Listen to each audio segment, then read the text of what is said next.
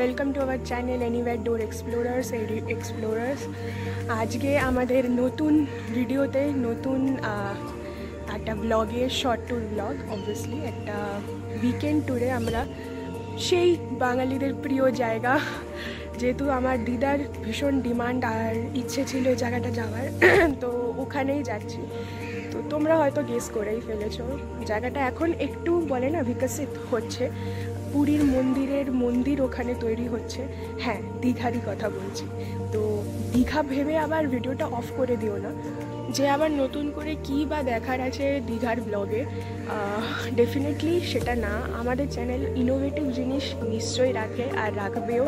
তো চলো, let's explore Digha.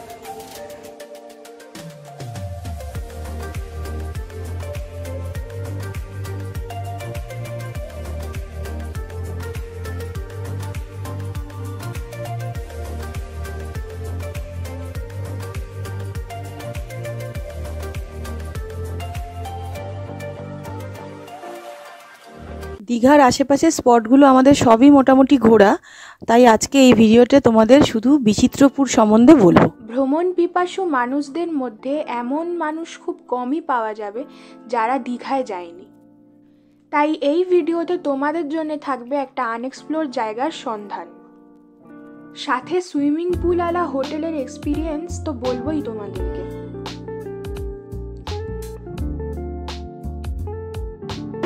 আমরা এখন হাওড়া স্টেশনে ওয়েট করছি। তাম্রলিপ্ত এক্সপ্রেসের কোনো প্ল্যাটফর্ম দেয়নি এখনো, তো ওয়েটিং সেকশনে বসে ওই যে আমার দিদারানী, যার জন্যে দীঘায় যাওয়া। দীঘায় যেতে কেমন লাগছে আপনার?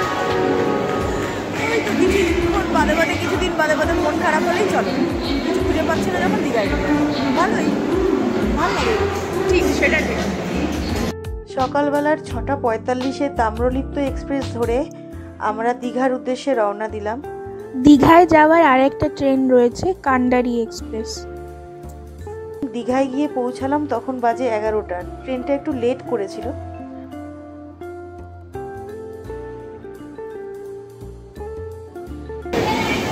দেখো গাইস, এর জন্য বলেছিলাম যে দীঘা হচ্ছে বাঙালিদের সেকেন্ড হোম। ভিড় কি পরিমাণ! এটা হচ্ছে দীঘার জন্য ভিড়, মাই গুডনেস। তারপর স্টেশন থেকে বেরিয়ে বাইরে একটা টোটো বুক করে আমরা আমাদের হোটেল, যেটা আমরা আগে থেকে বুক করে রেখেছিলাম, সি স্যান্ড, ওটা হচ্ছে ওল্ড দীঘার ব্যারিস্টার কলোনিতে রয়েছে, সেখানে গিয়ে পৌঁছালাম। হোটেল থেকে আমাদের জন্য অটো পাঠিয়ে দিয়েছিল, মোটামুটি 150 টাকা মতো অটো ভাড়া নিল। আমরা এখন আপাতত রুম দেখতে যাচ্ছি। 3 বেডের না 4 বেডের রুমে সুবিধা হয় আমাদের। ট্রিপল বেড, হ্যাঁ 4 বেডের যেটা আমার এটা তো এটা ট্রিপল বেড, ঠিক আছে। হ্যাঁ 4 বেডই ঠিক আছে।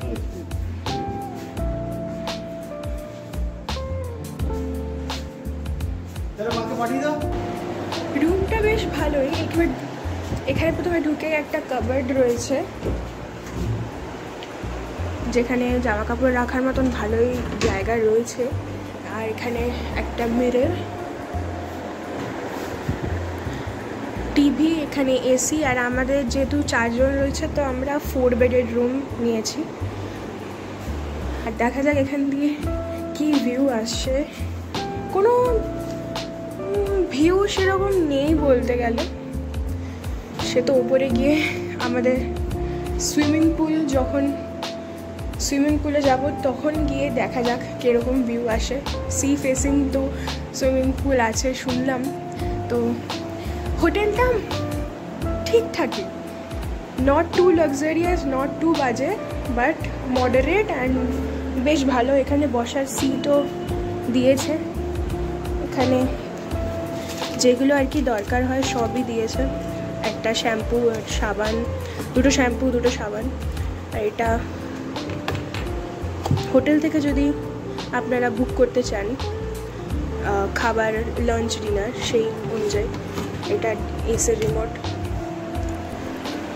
একটা গুড নাইট।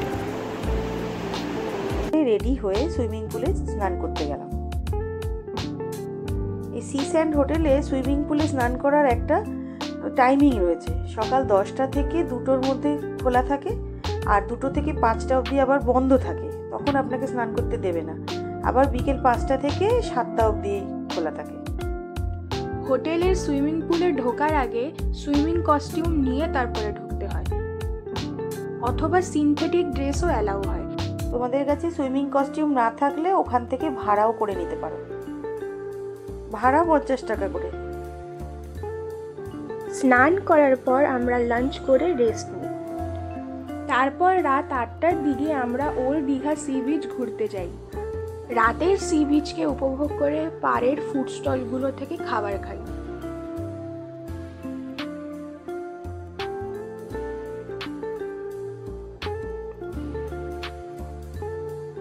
আমরা এখন হাঁটা শুরু করেছি, আর যেটা বলেছিলাম কি 3 মিনিট ওয়াকিং ডিস্টেন্স হোটেল থেকে। একটা গ্রাম্য পরিবেশ, পুরো জঙ্গলের মধ্যে দিয়ে, বেশ ভালো লাগছে ফিলিংটা। কাল রাত্রে যাচ্ছিলাম, ভয় লাগছিল, আজকে সকালবেলা ভালো লাগছে। ওদের দেখাতে দেখাতে নিয়ে যাই। তো দেখো, কথা বলতে বলতে আমরা চলে আসলাম সি বিচের সামনে। সো 2 মিনিট অ্যান্ড 25 সেকেন্ড, 3 মিনিটও পুরো না, এতটাই সামনে সি বিচ এখান থেকে। ভালোই রোদ আছে আজকে সকালবেলায়, বেশ গরম।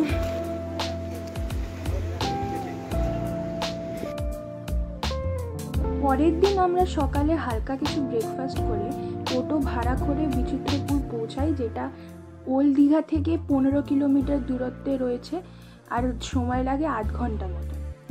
টোটোর যাতায়াতের ভাড়া নেয় 1000 টাকা। বিচিত্রপুরে পৌঁছে আমরা সবার প্রথমে টিকিট কাউন্টারে যাই। টিকিটের ভাড়া হচ্ছে পার হেড 200 টাকা করে, আর বোট অ্যাভেলেবেল রয়েছে 6 সিটার আর 8 সিটার। বোট শেয়ার করে যাওয়াটাই ভালো, তাহলে খরচাটা একটু কম পড়ে। আর পুরো বোট রিজার্ভ করলে 6 সিটারের জন্য 1200 টাকা দিতে হবে, আর 8 সিটারের জন্য 1600 টাকা দিতে হবে। আমরা 8 সিটার বোটে শেয়ারিংয়ে গেছিলাম। কিছুক্ষণ পরে আমাদের বোট এসে পৌঁছালো। তারপর আমরা বোট চড়ে ম্যানগ্রোভ অরণ্যে গেলাম। তখন জোয়ার ছিল, এখানে জোয়ার ছাড়া আসা যায় না, জোয়ারের টাইমিং দেখেই আপনাদের আসতে হবে। একদিকে বঙ্গোপসাগর আর একদিকে সুবর্ণরেখা নদীর খাড়ি, সেখানেই এই ম্যানগ্রোভ অরণ্যটা তৈরি হয়েছে। তোমরা মাত্র 8 ঘন্টা পাবে জায়গাটাকে এক্সপ্লোর করতে, তবে সেটা একদমই এনাফ নয়। আমাদের জায়গাটা দেখে মনে হচ্ছিল যে আরেকটু যদি সময় পেতাম তাহলে ভালো হতো। ওখানে আমরা লাল কাঁকড়া এবং জংলি বিড়ালের পাগ মার্ক দেখেছিলাম।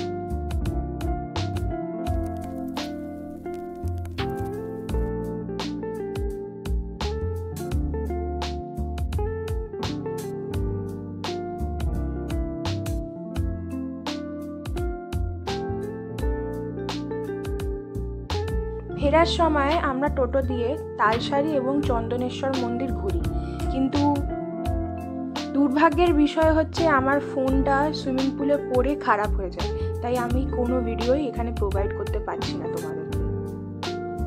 বিচিত্রপুরে উড়িষ্যা ইকো ট্যুরিজমের একটা নেচার ক্যাম্প আছে, আপনারা ওখানে স্টেও করতে পারেন। তার পরের দিন আমরা সকাল 10:30টার তাম্রলিপ্ত ধরেই কলকাতায় ফিরি। এসো এবার জেনে নিই সামারি অফ দ্য ট্রিপ। দীঘার আশেপাশে দর্শনীয় স্থানের সন্ধান তোমাদের দিলাম। আমরা 2-3 বার এসে এই জায়গাগুলো ঘুরেছি। এবারে নতুন ছিল বিচিত্রপুর, সেটা আমরা ঘুরলাম। তোমরা তোমাদের সময় অনুযায়ী এসে ঘুরে নিও। দীঘা এখন জমজমাট, অনেক হোটেল আছে, সেরকম 5টা সি ফেসিং হোটেল আর 5টা সুইমিং পুলওয়ালা হোটেলের সন্ধান তোমাদের দিলাম।